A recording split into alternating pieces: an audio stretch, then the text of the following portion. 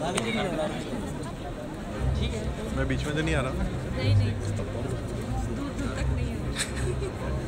अभी तो वैसे भी ये है ना, हया वगैरह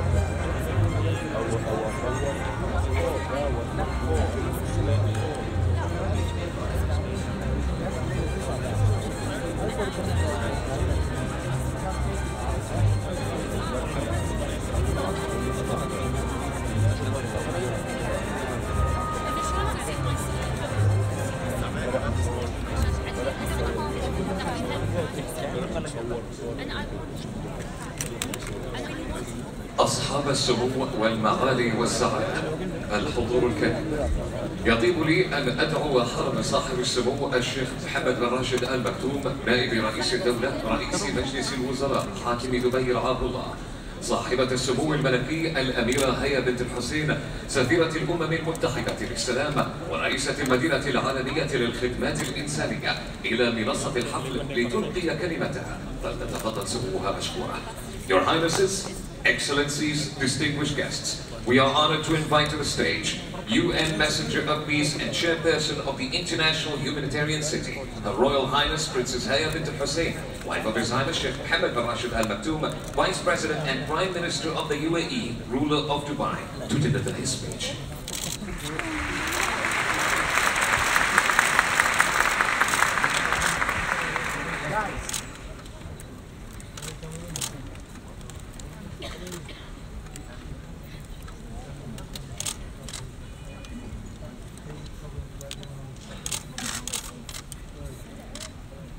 بسم الله الرحمن الرحيم.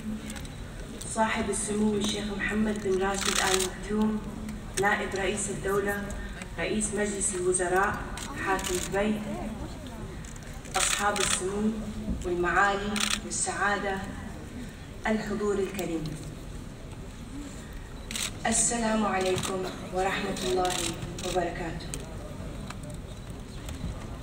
يسعدني أن أكون بينكم اليوم في هذا المحفل الطيب ضمن فعاليات القمة العالمية للحكومات، والتي تأتي في وقت تحتفل فيه دولة الإمارات العربية المتحدة بمرور 100 عام على ميلاد القائد الشيخ زايد بن سلطان آل نهيان رحمه الله، وإعلان عام 2018 باسمه الخالد عام زايد.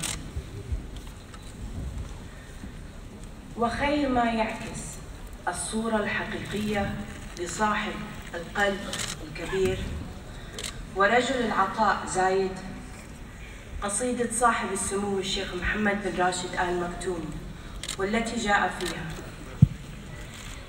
الناس تاخذ منه ما يوم تدفع، وإذا عطاها رد تالي وعطاها، ولها مواسم بعض الأعوام تقطع، وزايد بلي موسم يمينه بسخاء، وانضاقت الدنيا على الناس والساع، وانشحت الأيام زايد كفاه.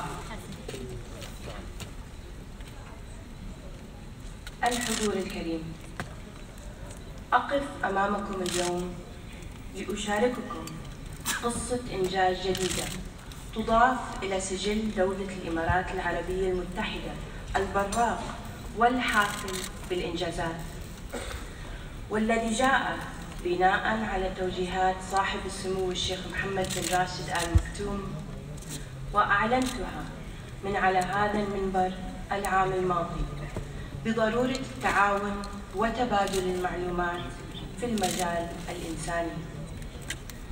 واليوم أنا فخورة بالإعلان عن اكتمال عمل وتجريب وإطلاق بنك البيانات اللوجستية للخدمات الإنسانية.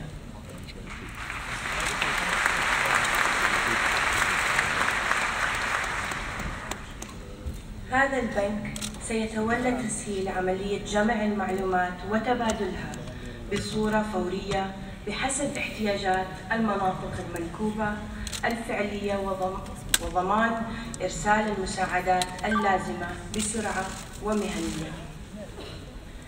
عملية إطلاق هذا البنك جاء بدعم المجتمع الدولي خلال جميع مراحل العمل، فقد أسهمت أكثر من 70 وكالة أممية وعالمية تعمل في مجال الخدمات الإنسانية في تقديم البيانات للبنك. السيدات والسادة، إن هذا الإنجاز لم يتحقق بين ليلة وضحاها، بل بفضل جهود العديد من الأطراف التي وفرت كافة أشكال الدعم ليصبح هذا المشروع حقيقة وواقعا. وهنا أذكر سمو الشيخ عبد الله بن زايد آل نهيان وزير الخارجية والتعاون الدولي، معالي عبد الرحمن محمد العويس وزير الصحة ووقاية المجتمع، معالي ريم إبراهيم الهاشمي وزيرة الدولة لشؤون التعاون الدولي، سعادة سلطان أحمد بن سليم رئيس مؤسسة الموانئ والجمارك والمنطقة الحرة في دبي، رئيس مجلس إدارة موانئ دبي العالمية. كما أشكر جميع المؤسسات الحكومية في الدولة والمنظمات الإنسانية والإغاثية العالمية. وأشكر فريق المدينة العالمية للخدمات الإنسانية بقيادة جوزيفي سابا المدير التنفيذي. وأخيراً، البنك هو حجر أساس وضع بهمة وكرم الأجاويد في المكان الصحيح، ويشرفني باسم دولة الإمارات العربية المتحدة أن أضع هذا البنك بين يدي العالم في خدمة الإنسانية. أحييكم جميعاً وأسلم عليكم.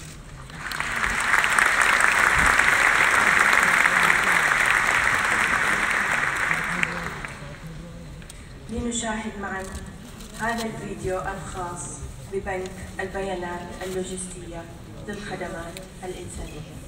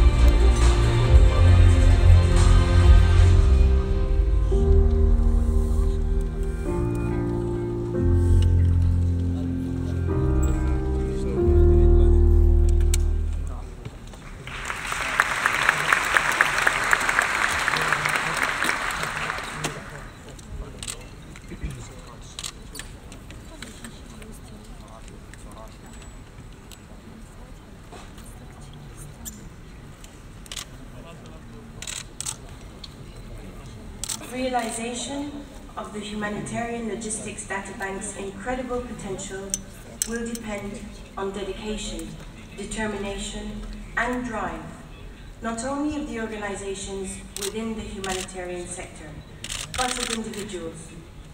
One of the individuals whose support will be the wind beneath the wings of its success is Mr. David Beasley, Executive Director of the World Food Programme, which manages the UN Humanitarian Response Depot network, of which International Humanitarian City Dubai is part.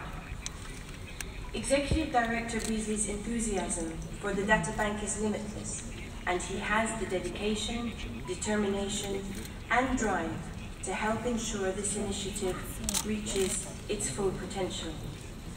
I'm delighted that he was able to join us today and hope you will join me in giving him a very warm welcome. Distinguished guests,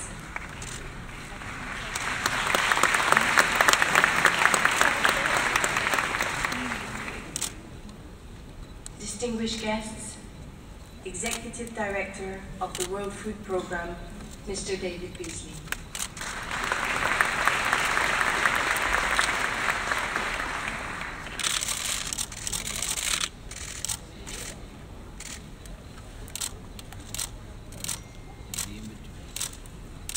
My dear friends,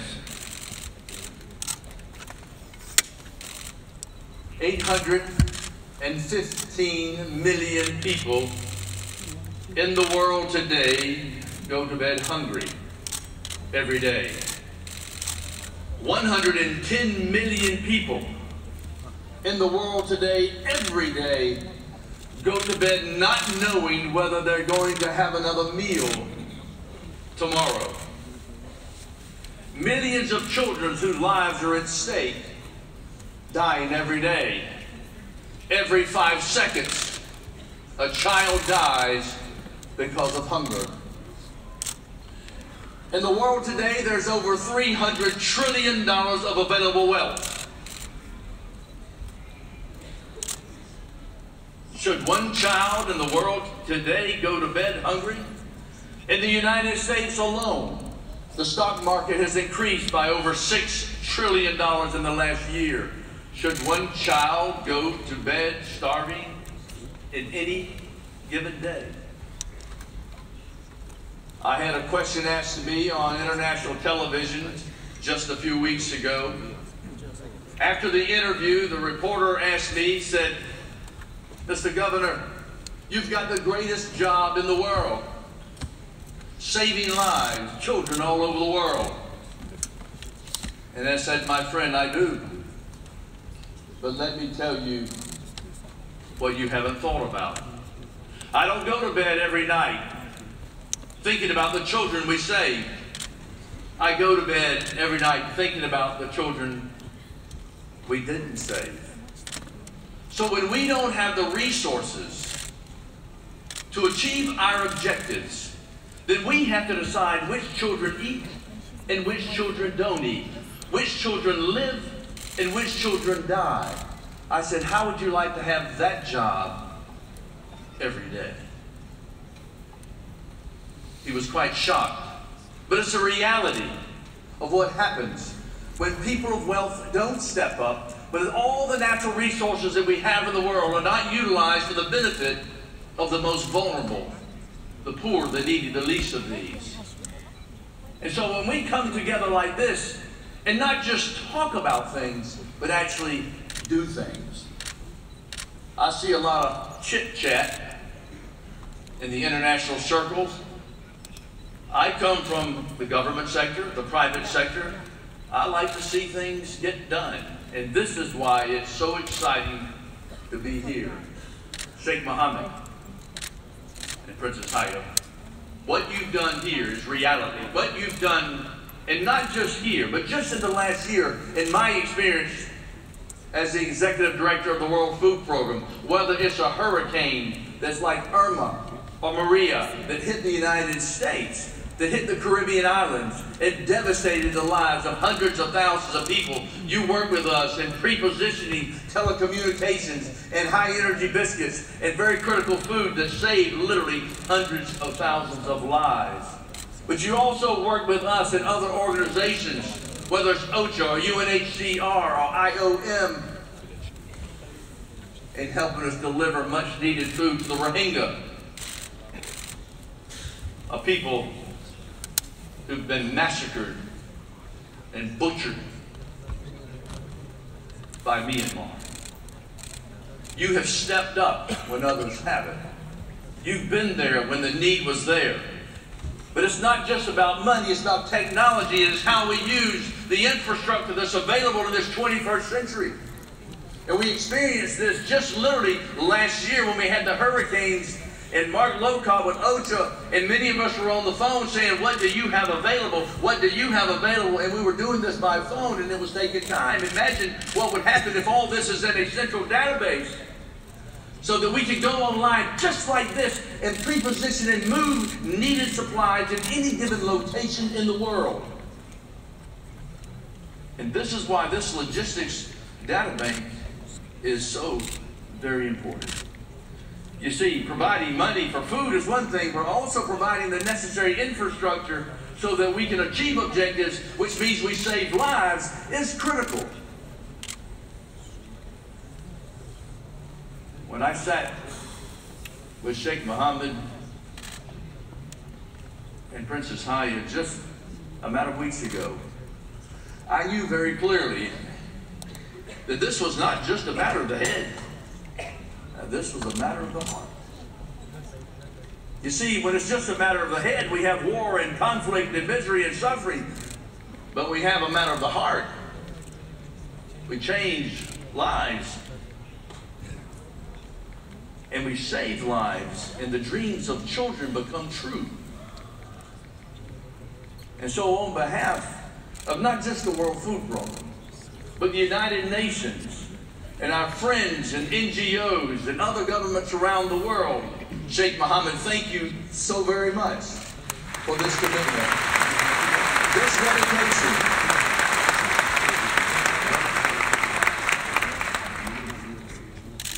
Having been elected leader in the United States, I've seen so many empty promises in my life, but to see a promise fulfilled, the young people in the world are looking for this type of vision, for this type of hope, a world that we can come together, regardless of our background, regardless of the color of our skin, regardless of where we may be from, that we come together, each and every one of us, created in the image of the Almighty, coming together as brothers and sisters, loving our neighbors as ourselves. And so, Sheikh Mohammed, thank you, Princess Haya. Thank you for allowing me to be a part of this extraordinary occasion when so many wonderful people from all over the world come together to not just talk, but to actually put together plans to execute to make it a better world. Having said this, I would like to introduce now, that will be coming on video, Mark Lowcock, who is head of OCHA in the United Nations, as well as my good friend Filippo Grande with the UNHCR. And so please. Allow me to extend my warmest greetings to all those participating in the World Government Summit, a platform that embraces a strong spirit of global solidarity. UNHCR works directly with people affected by conflict and displacement. For them, humanitarian aid is a lifeline that allows them to access protection and support. And international cooperation is the platform on which they can start to rebuild their lives. Last year, the United Nations Messenger of Peace and chairperson of the International Humanitarian City, Her Royal Highness Princess Haya Bint Al Hussein, took an important, concrete step to help us maximize the impact of that cooperation by announcing the Humanitarian Logistics Databank. This will help the United Nations and our NGO partners do something we were never able to do before: track stocks and shipments of vital relief items together in real time, so that we can respond to compelling humanitarian needs in a quicker, more coordinated, more effective way. In launching the databank today, His Highness Sheikh Mohammed bin Rashid Al Maktoum is translating this vision into reality. Thank you, Your Highness. And thank you, Princess Haya.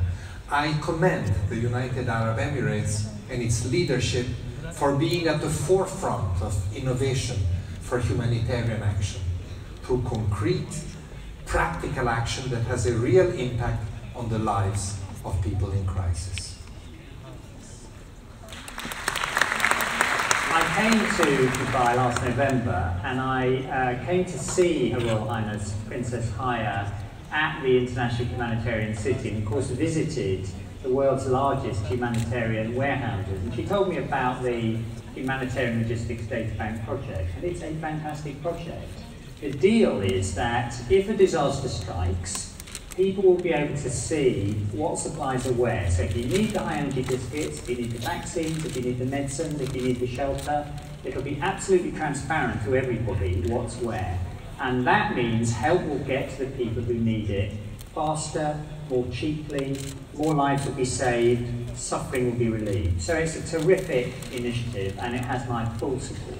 Well, I'm keen myself as the UN's Emergency Relief Coordinator to be signing up, and I know lots of my colleagues who run the big UN humanitarian emergency response agencies are signing up too. But the more partners we have, the bigger impact and the more successful the venture will be. And this is something that everybody can make use of. Everybody, every organisation who is involved in emergency response needs supplies. And having the logistics data bank, knowing what's where, therefore, is a good that everybody can benefit from.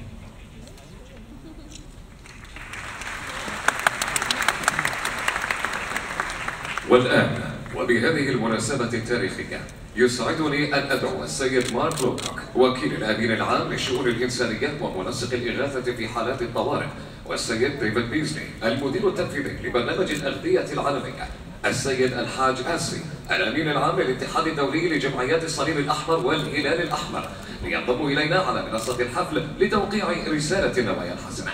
To mark this historic occasion, we are delighted to be joined on stage by Mr. Mark Lowcock, the United Nations Under-Secretary General for the Humanitarian Affairs and Emergency Relief Coordinator, and the head of the United Nations Office for the Coordination of Humanitarian Affairs, David Beasley, Executive Director of the World Food Programme, and Mr. Al-Haj Asi, Secretary General of the International Federation of Red Cross and Red Crescent Societies, to sign the letter of intent. ويشرفني الآن أن أدعو صاحب السمو الشيخ محمد بن راشد آل مكتوم نائب رئيس الدولة رئيس مجلس الوزراء حاكم دبي رعاه الله إلى منصة الحفل ليشهد توقيع رسالة النوايا الحسنة. We are honored to invite His Highness Sheikh Mohammed bin Rashid Al Maktoum, Vice President and Prime Minister of the UAE and ruler of Dubai, to witness the signing of the letter of intent.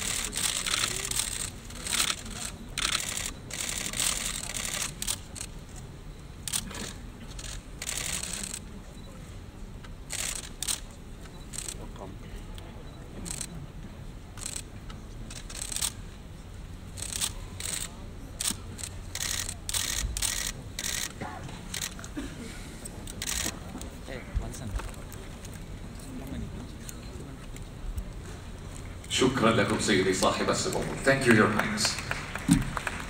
والآن أصحاب السمو، أصحاب المعالي والسعادة، أيها الحضور الكريم، نستمع الآن لكلمة رئيسية يلقيها معالي إدوارد فيليب رئيس وزراء جمهورية فرنسا. فليتفضل معالي مشكورا. Your Highnesses, Your Excellencies, distinguished guests, ladies and gentlemen, please join me in welcoming His Excellency Edouard Philippe, Prime Minister of Republic of France, to deliver his address.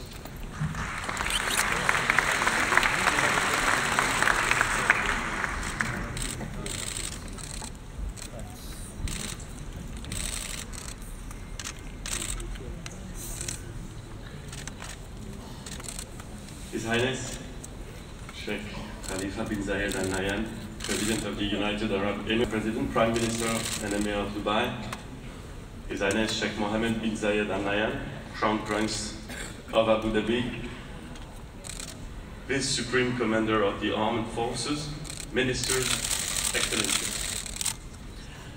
I begin with a few words in English, which is something that no French Prime Minister should do ever.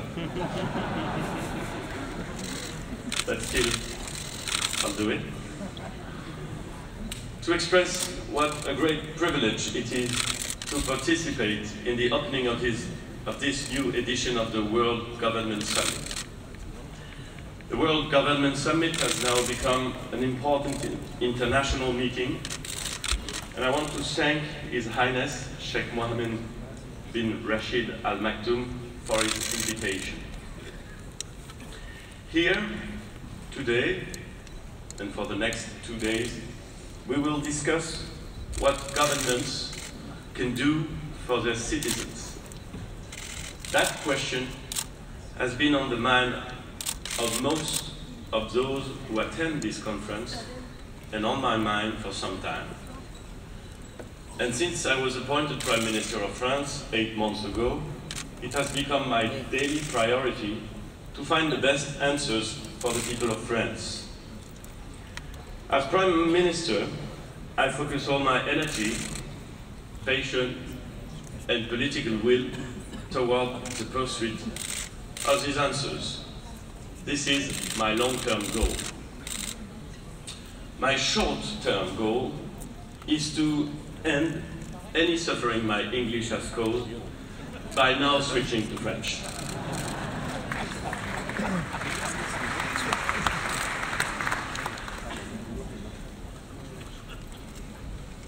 Comment bien servir l'État?